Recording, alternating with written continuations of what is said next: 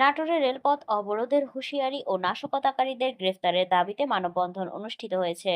নাটোর জেলা প্রতিনিধি জানান, বুধবার নাটোরের মাধবনগর রেলওয়ে প্ল্যাটফর্মে এই মানববন্ধন অনুষ্ঠিত হয়।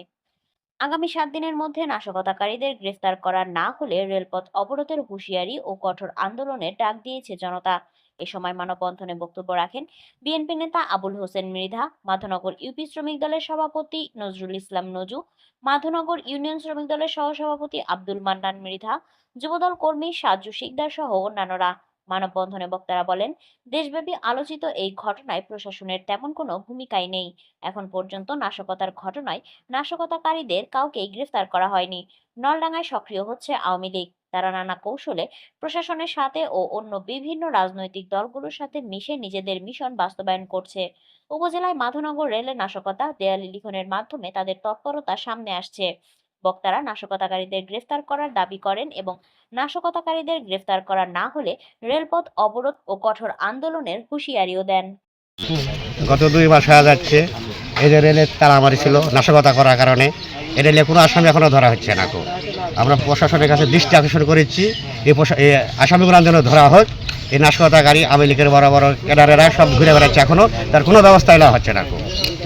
এই নাশকতাকারী গ্রেপ্তার করা না হয় তাহলে রেলপথ আমরা অবরোধ করব। গত 2 মাস আগে রেলে শিকল দেওয়া হয়, কিন্তু এখনও কোনো আসামি গ্রেপ্তার হয়নি।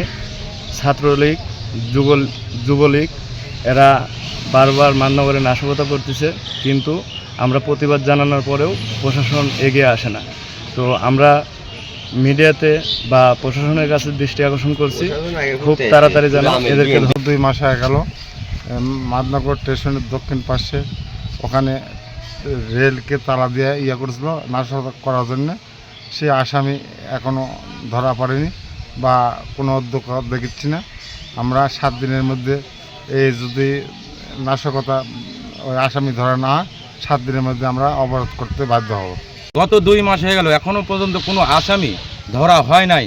তাই আমরা প্রশাসনের দৃষ্টি আবারও আকর্ষণ করতেছি যে এই আসামিগুলা কেন ধরা হচ্ছে না এবং কি কারণে ধরা হচ্ছে না এবং এর সাথে কারা কারা জড়িত সুষ্ঠু তদন্ত করে এর সুষ্ঠু বিচার চাই। আমরা যে আসামি ধরা না হয় আমরা রেলপথ অবরোধ করতে বাধ্য থাকিব।